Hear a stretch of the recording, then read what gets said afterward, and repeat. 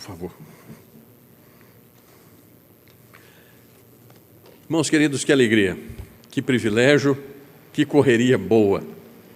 Deu tempo cronometrado. Irmãos, conforme o reverendo Ricardo disse, conforme o diácono orou, nós temos a alegria de meditar nas Sagradas Escrituras e nós vamos abrir então o livro santo, conforme o Evangelho na pena de Marcos, capítulo 5, os versos de 21 a 34. Marcos, capítulo 5, os versos de 21 a 34.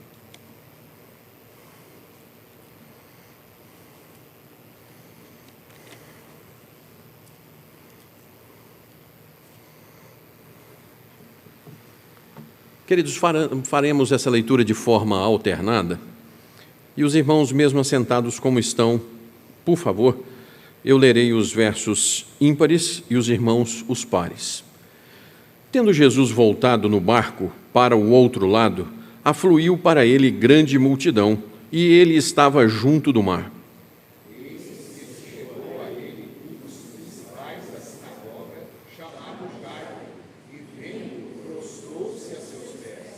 E insistentemente lhe suplicou: minha filhinha está à morte, vem, impõe as mãos sobre ela, para que seja salva e viverá. Jesus foi com ele, grande multidão seguia comprimindo.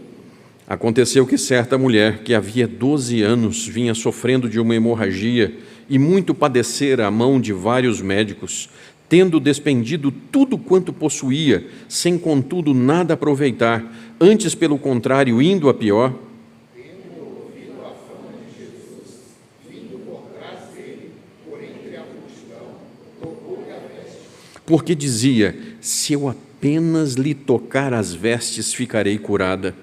E logo se lhe restaurou a hemorragia, e sentiu no corpo estar curada do seu paralisia. Jesus, reconhecendo imediatamente que dele saíra poder, virando-se no meio da multidão, perguntou: quem me tocou nas vestes? Responderam-lhe seus discípulos: vês que a multidão te aperta e dizes: quem me tocou? Ele, porém, olhava ao redor para ver quem fizera aquilo. Então a mulher, aterrorizada e tremendo, côncia do que nela se operara, veio, prostrou-se diante dele e declarou-lhe toda a verdade. Juntos. E ele lhe disse: a tua fé te salvou, vai-te em paz. Amado Deus, eis aí o teu povo, eis aqui o teu servo.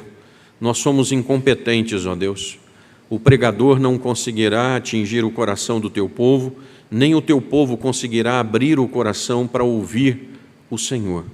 Nós estamos, em primeiro lugar, lhe pedindo o maior de todos os milagres, que o Senhor venha nesse lugar, que o Senhor, por obra do teu Espírito, desembanhe a tua espada, que é a palavra de Deus, e crave-a no nosso coração.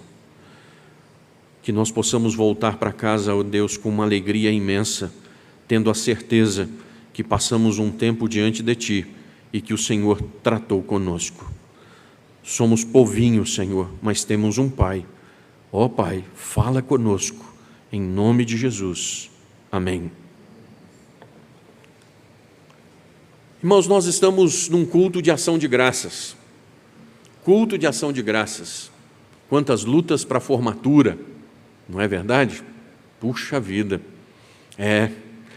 Mas quantas coisas ficaram para trás na nossa vida sem que fossem acabadas ou devidamente terminadas? Você se lembra de algumas que você começou e deixou para trás? É por isso que formatura é tão importante e deve ser comemorado, porque se rala muito para poder chegar lá, não é? Quantos ficaram pelo meio do caminho? Não é verdade? Perseverança é algo de Deus, algo fantástico, e por isso rendemos glórias a Ele por aquilo que Ele nos fez. Que bênção! Glórias a Deus por aqueles que hoje vêm à casa do Senhor e dizem graças por aquilo que alcançamos. Mas, irmãos, interessante que os anos passam e se nós não vamos resolvendo passivos, eles vão se acumulando. Outras questões vão chegando e se nós não colocarmos ponto final nessas questões, vai explodir. Você vive à volta com fantasma de casos pretéritos? Tem alguma coisa que te passa pela cabeça e você diz assim, isso eu não quero nem pensar. Não toque nisso, não fale nisso comigo. Você tem coisas que pensa assim? Mas tem jeito. Tem jeito. Sobre isso, queridos, com base no texto, nós vamos fazer com coro com João Calvino, quando ele diz assim: felizes, porém, são aqueles que abraçam o Evangelho e firmemente permanecem nele, porque ele, o Evangelho, fora de qualquer dúvida, é verdade e vida. O Evangelho de Deus em Cristo Jesus lança fora as dúvidas, os casos mal resolvidos, justamente porque ele é verdade e vida. Cristo Jesus afirmou: eu sou o caminho, a verdade e a vida, e ninguém vem ao Pai se não for por mim. Então, irmãos, o tema da nossa mensagem hoje, conforme o nosso boletim, é contar-lhe toda a verdade. Verso de número 33, vamos ler juntos mais uma vez? Então, a mulher, atemorizada e tremendo, côncia do que nela se operara, veio, prostrou-se diante dele e declarou toda a verdade. Amém. A palavra grega aletheia para verdade é realmente o que é verdadeiro, veracidade, verdadeiramente. Essa mulher, diante de uma das esquinas da vida, certamente dela, a mais importante, ela fez algo que eu gostaria que nós aprendêssemos hoje. Hoje e sempre. Se você tiver a oportunidade, aprenda a dizer para Deus, o nosso Pai misericordioso e bendito, só a verdade. Irmãos, isso tem me batido tanto.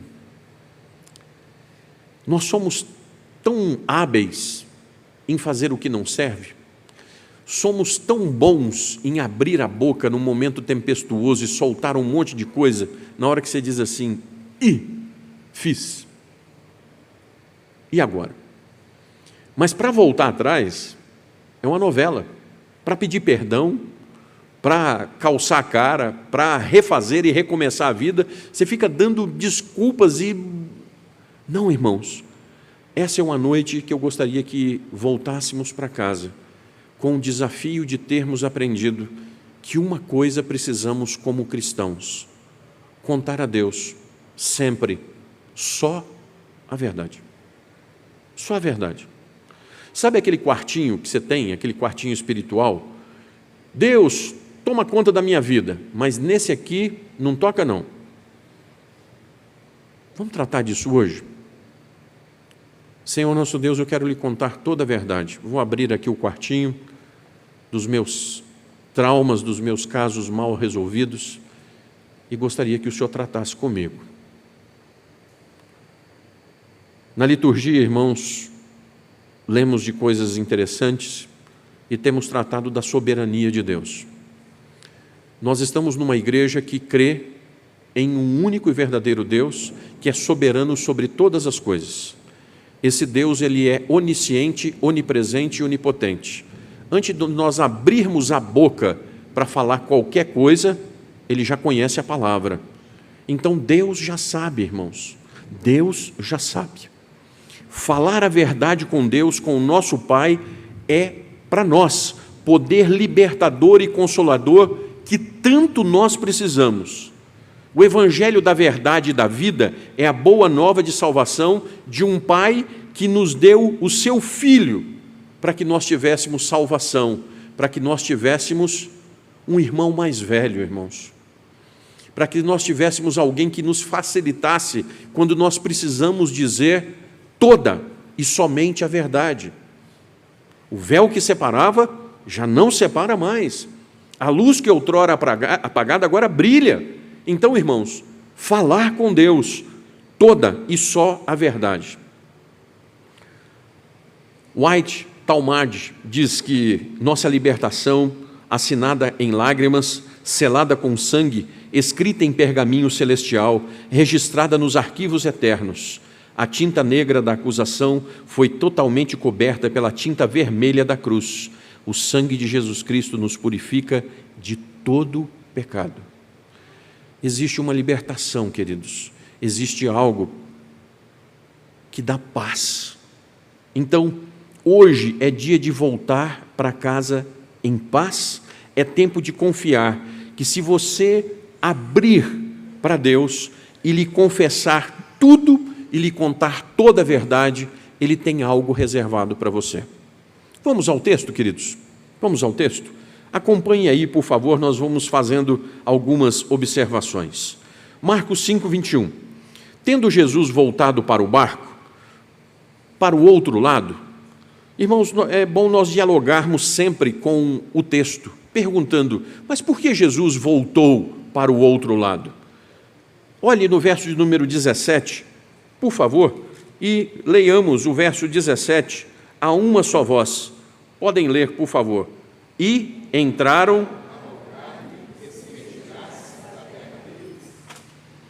Essa é a pior decisão que alguém pode tomar na sua vida. É dizer assim: Jesus, hoje não. Jesus, hoje não. Retira-te. Irmãos, quantas vezes Deus vem para tratar conosco alguma coisa e nós estamos dizendo, hoje não. Hoje não. Diz o verso de número 17, ou o 21 ainda, afluiu para ele grande multidão e ele estava junto do mar. A fama de Jesus como milagreiro já tinha corrido longe, né? O pessoal vinha de longe.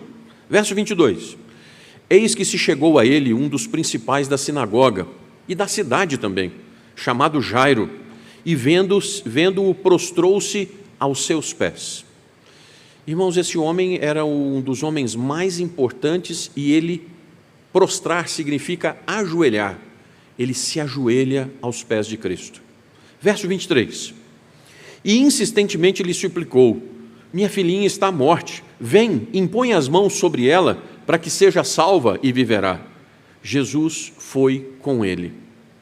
Jairo estava ouvindo, irmãos, que Cristo podia curar a sua filha. Ele não pensou na sua posição social, ele não pensou no que os outros iam pensar, ele disse assim, eu preciso ir a Jesus, porque Ele pode resolver a minha situação. Diz o verso ainda, grande multidão o seguia, a mesma que estava no porto, né? Comprimindo, o povo ia apertando Jesus. E aconteceu que certa mulher, que havia 12 anos, vinha sofrendo de uma hemorragia. Irmãos, uma mulher com 12 anos sofrendo de uma hemorragia. Essa mulher devia ser anêmica, fraquinha, branca. E muito padecera a mão de vários médicos, tendo despendido tudo quanto possuía, sem contudo nada aproveitar, antes pelo contrário, indo a pior. Ou seja, ela gastou tudo o que tinha e nada resolveu. Verso 27. Tendo ouvido a fama de Jesus, vindo por trás dele, por entre a multidão, tocou-lhe a veste. Eu tomei uma aula de corte e costura com Elaine, e irmãos, as mulheres têm uns vestidos babadinhos, e eu aprendi que o babadinho se chama lese. Estou sabendo de costura agora. E o judeu usa vestido com babadinho.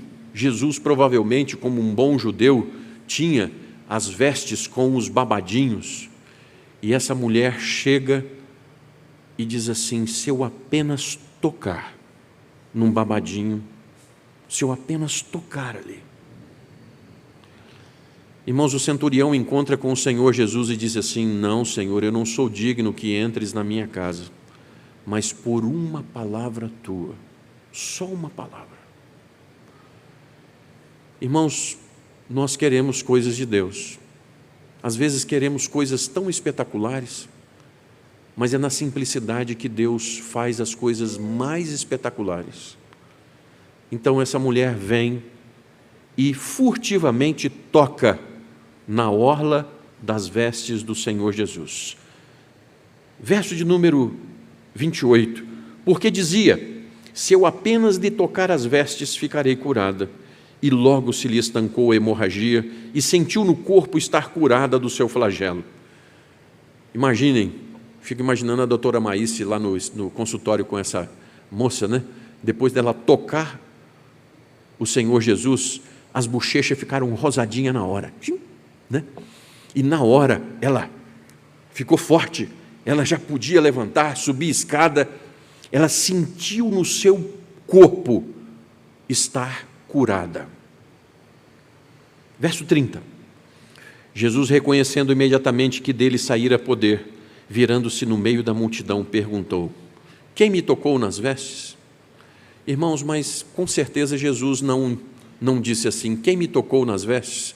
Jesus disse: quem me tocou nas vestes? Porque era uma multidão inteira comprimindo o Senhor. Multidão fala e fala alto. E o Senhor Jesus falou para ser escutado, tanto é que os discípulos o escutaram. Verso de número 31. Responderam-lhe seus discípulos: vês que a multidão te aperta e dizes: quem me tocou? Jesus, ajuda aí, né? Dá uma olhada na quantidade de gente. Está todo mundo te imprensando de um lado para o outro e o Senhor vem dizer: quem te tocou? Puxa vida, né? Mas o Senhor Jesus sabia que alguém ali tinha tocado nele de uma forma diferente da multidão inteira. Alguém ali precisava contar-lhe toda a verdade da sua vida. Verso de número 32. Ele, porém, olhava ao redor para ver quem fizera aquilo. Ele sabia. Ele está procurando. Quem foi? Ele sabe. Quem foi? Então a mulher, atemorizada e tremendo, côncia do que nela se operara, veio, prostrou-se diante dele e declarou toda a verdade. Irmãos, essa mulher, pela lei cerimonial, ela tornava imundo qualquer um que encostasse nela. Se um homem sentasse no lugar que ela sentou, o homem ficaria imundo por 24 horas. Vamos fazer um resumo disso rapidamente. Essa multidão esperou Jesus chegar no porto. Jairo, o homem mais importante, vem, encontra com Jesus, pede a ele um milagre e aparece uma mulher no meio do caminho que torna Jesus incapaz de fazer milagres por 24 horas. O que a multidão ia fazer com ela? O que Jairo ia falar e ia mandar fazer com ela? Essa mulher atemorizada, ela veio e lhe declarou toda a verdade. O que Jesus disse, irmãos? Jesus xingou, Jesus esbravejou. O verso de número 34, vamos ler? E ele lhe disse: filha, a tua fé te salvou.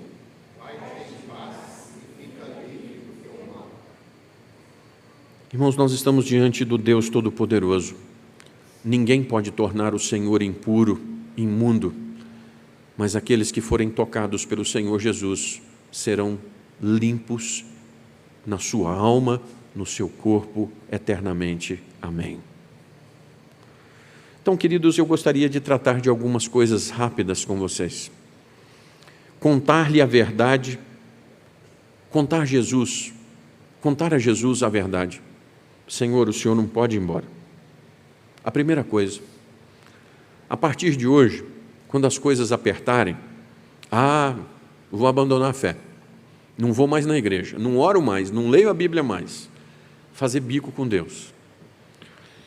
Aprenda com esse texto, aconteça o que acontecer, Senhor Jesus, o Senhor não pode ir embora. Nós não estudamos a Bíblia para contemplação, irmãos, nós estudamos a Bíblia para colocá-la em prática. A quem mais foi dado, mais será cobrado. Lembram do que fizeram os gadarenos no verso de número 17? Senhor, retira-te daqui, o Senhor acabou de fazer um milagre, salvou um homem ou dois homens possessos e nós não queremos nada com o Senhor. Algumas pessoas, vendo o que Jesus pode fazer, tendo ouvido e visto o que Ele fez, dizem assim: não quero nada com o Senhor. E essa é a maior desgraça do ser humano, é a blasfêmia contra o Espírito Santo, você dizer: Senhor, retira-te de nós. Essa é a primeira situação. Senhor, nós vamos fazer o contrário. Fica, Senhor. No segundo lugar, no verso de número 22, Jairo prostrou-se aos pés do Senhor Jesus.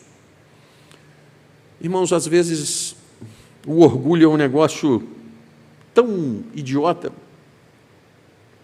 mas a terra come isso tudo, viu? Pode ter certeza. Homem orgulhoso é excelente. Debaixo de 7 palmos, vira todo mundo uma coisa só. Todo mundo vira pó. Então, tendo Jesus na sua frente, diga: Senhor, fique, e humilhe-se e admita de todo o seu coração: Senhor, não vá, eu preciso do Senhor hoje. E há alguém que se diga que não é tão pecador assim: mas eu sou até melhor do que os outros. Mas você sabe dos seus casos mal resolvidos, dos seus traumas, das suas coisas horríveis, daquilo que você precisa contar para o Senhor Jesus, só a verdade, e que você não é capaz de resolver os seus problemas. Evangelho, irmãos, não é aquilo que o homem faz, mas é aquilo que Deus faz pelo homem. Senhor Jesus, eu preciso que o Senhor não vá embora, eu me humilho na Tua presença, para que o Senhor faça tudo o que eu preciso hoje. Em segundo lugar, conte-lhe a verdade, que você veio. Como é que é isso? A terceira personagem, a mulher, ela creu no poder do Senhor Jesus, porque veio e o tocou, ela creu nisso. Você precisa crer e ir ao encontro de Jesus? Eu acredito que isso já aconteceu. Você está onde mesmo? Na casa de Deus. Você já veio até aqui. E aí, algumas pessoas acham que vieram porque quiseram. O Espírito Santo vem trabalhando no nosso coração e nos traz até a presença de Deus para que Ele trate conosco, não por força, não por violência, mas pelo meu Espírito, diz o Senhor. E uma vez que você já veio à casa de Deus, uma vez que você já ouviu que Ele cura, que Ele perdoa, que Ele sara, que Ele dá nova oportunidade de recomeço, você já está aqui. Renda-se, renda-se. Porém, renda-se a quê? A falar para o Senhor toda a verdade. Jesus sabia quem era aquela mulher. No verso de número 30, ele sabia que havia saído o poder dele. E no verso 32, ele olhava em redor para saber quem era. Ele estava procurando. Irmão, Jesus já sabe. Aliás, você acha que você se conhece? Existe um que te conhece muito bem, que é o Senhor. Então, não é por Ele, é por você. Vá e lhe diga nada mais, nada menos do que toda a verdade. E ouça, falar-lhe toda a verdade é benefício seu, é alívio seu, lançar o fardo, porque é você que precisa disso.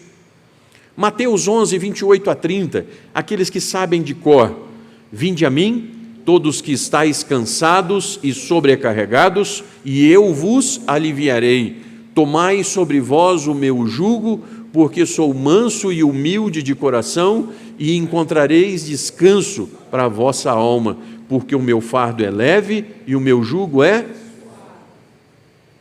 Você já veio à casa de Deus? Tem um convite da graça batendo ao seu coração. Troque os casos mal resolvidos comigo, troque aquilo que te faz mal, troque comigo. Interessante, nós temos sido treinados pelas empresas a contar as nossas qualidades. Então, numa entrevista de emprego, só falta colocar uma auréola na sua cabeça, porque o sujeito é plim, né? Um espetáculo. Ninguém conta defeitos. O Deus Todo-Poderoso, Ele quer que você conte todas as suas mazelas. Ele já sabe quem é você. E Ele diz ao seu coração: aquele que o meu Pai me dá, esse vem a mim. E o que vem a mim, de maneira nenhuma eu lançarei fora. Não peça a Jesus para se retirar. Você precisa dele. Humilhe-se, creia no amor para contar toda a verdade. Por favor, convide o Senhor. Fica, Senhor, já se faz tarde. Faz morada no meu coração. Faz, Senhor. Em terceiro e último lugar, irmãos, conte-lhe a verdade que você precisa do que ele lhe tem de propósito. Irmãos, tem muitos jovens aqui hoje. Que bênção, que alegria. E às vezes na meia-idade, quando jovens, adolescentes, nós falamos, e agora, para onde eu vou? O que eu vou fazer da minha vida? O que eu vou fazer? Então existe um Senhor Jesus que você pode parar tudo e lhe contar toda a verdade. Senhor, para onde eu vou agora? O que o Senhor quer da minha vida? Os versos 25 e 26. Vamos ler de novo os versos 25 e 26, irmãos? Aconteceu que certa mulher, que havia 12 anos, vinha sofrendo de uma hemorragia e muito padecera à mão de vários médicos, tendo despendido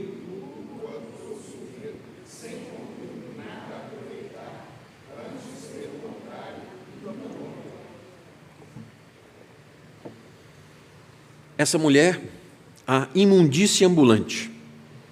Essa mulher não tinha utilidade no serviço para Deus, irmãos. Ela não podia chegar perto do templo. Ela não podia chegar perto do templo. Então ela não podia cantar louvores, ela não podia orar. E essa mulher estava sozinha. Ela não prestava para casar. Ela não podia trabalhar em lugar nenhum. Essa mulher não podia sequer encostar nos outros na rua. Era pior do que um cão sarnento. Como é que Jesus, olhando-a, lhe chamou? Filha. Quanto é que você daria pela vida da mulher? Mas quanto é que Jesus deu, olhando essa mulher nos olhos? Tudo. Filha, eu estou te comprando com o meu sangue. A partir de hoje, você é minha filha. Conte-lhe a verdade de uma vez por todas e receba o poder de ser feito filho de Deus. Receba o benefício indescritível e passe a ouvir Deus te chamando de filho. Romanos 8, de 15 a 17, irmãos, vamos abrir lá, por favor, deixe marcado aí. Romanos 8, de 15 a 17.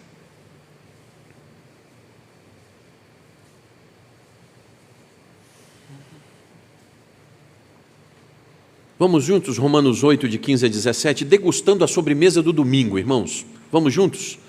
Porque não recebeste o espírito de escravidão para viverdes outra vez atemorizados, mas recebestes o espírito de adoção, baseados no qual clamamos, Abba, Pai.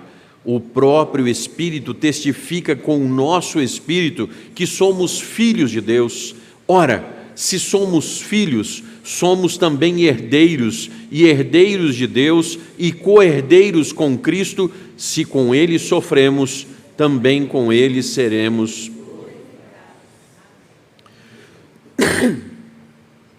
Irmãos, estudando a respeito da fé, tem gente que acha que os fezudos, deve ser um sujeito que tem um F maior no peito assim, né? Fezudo, um sujeito que tem fé grande demais. Diz para o monte, sai daqui, passa para lá e tal. Irmãos, o maior ato de fé, a maior coisa que a fé pode fazer na vida de um homem, é isso aqui. É o Espírito dentro do mais íntimo do seu ser dizer assim, você é um filho, uma filha de Deus. A coisa mais maravilhosa que pode acontecer, o que dinheiro não paga, é o Espírito dentro da sua alma te dar a certeza que você é um filho de Deus. Bom, a interpretação, irmãos, do Abba, Pai aqui, Pai é Pai, Abba é Pai, mas é um Pai diferente. Pai, não, a expressão ela dá aquela amaciada, paizinho. Sabe aquele abraço gostoso de pai? Então o Espírito testifica com o seu Espírito que você é filho de um pai, não com um chicote na mão pronto a te acabar, mas um pai, aquele pai gostoso que está pronto a afagar para nós continuarmos.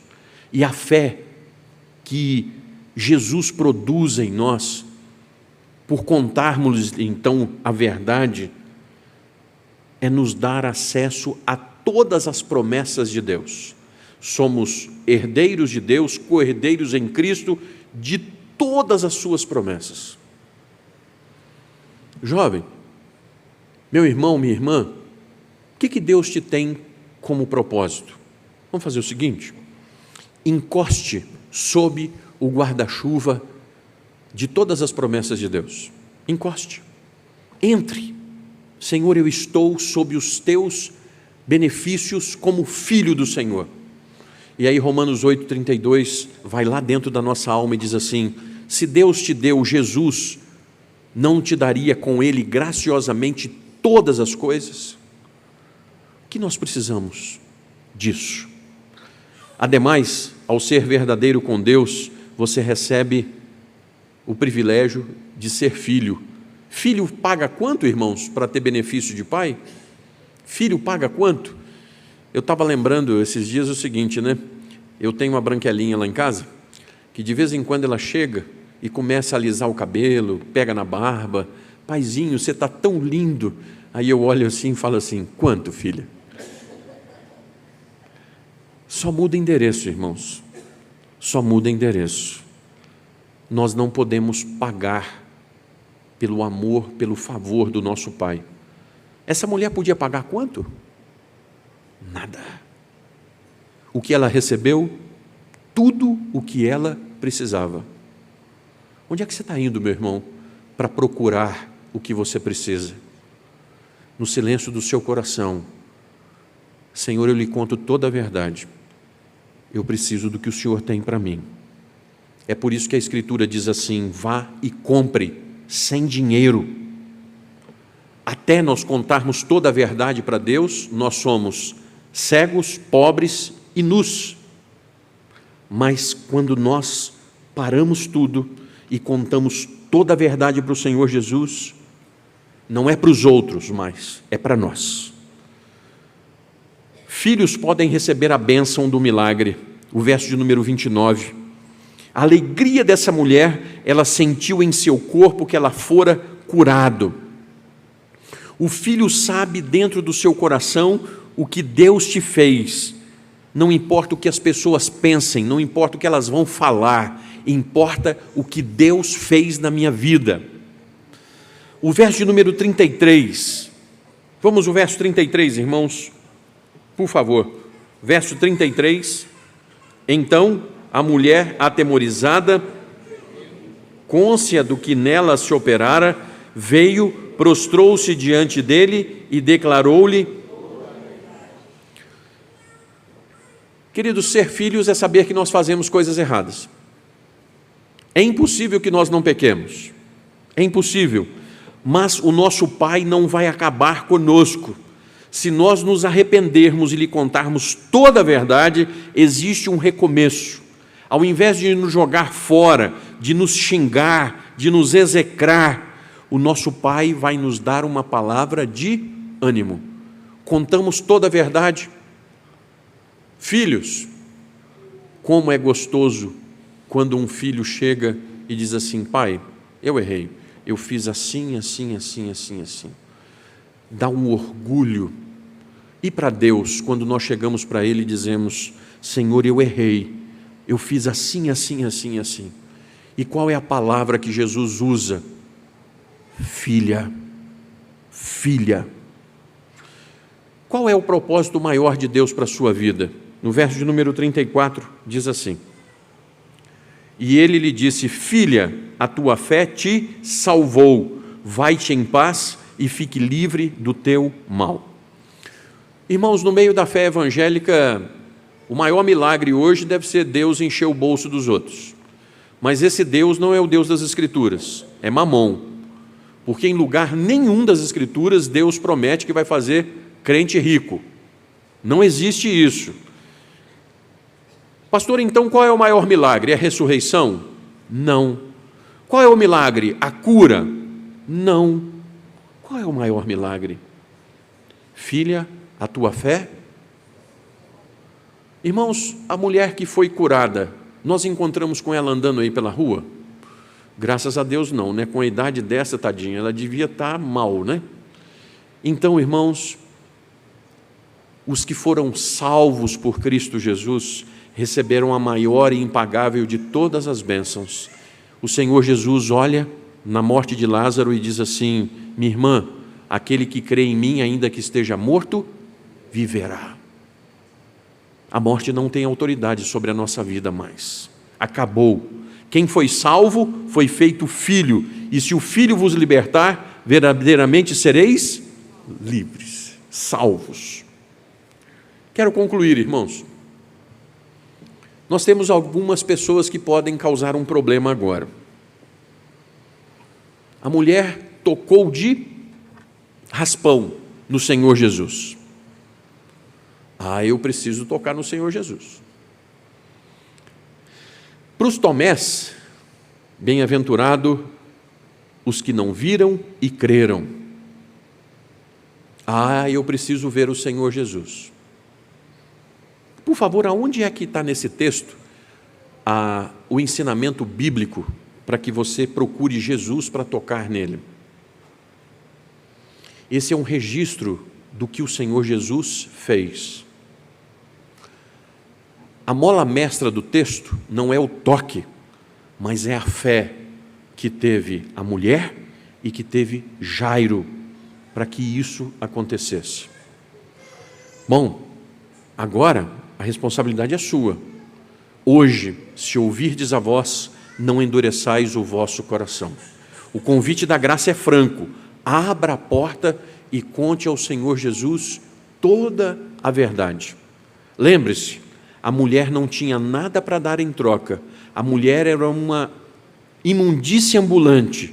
A mulher não tinha ninguém por ela. O que aquela mulher tinha de diferencial no meio daquela multidão inteira foi crer no Senhor Jesus e contar-lhe toda a verdade. Você já veio. Ele quer te ouvir. Conte-lhe tudo.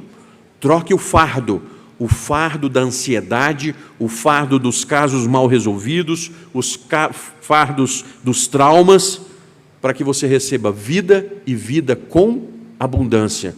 Evangelho não é o que você faz, mas é aquilo que Deus faz por aqueles que nele esperam. Vamos orar mais uma vez, queridos? Vamos orar?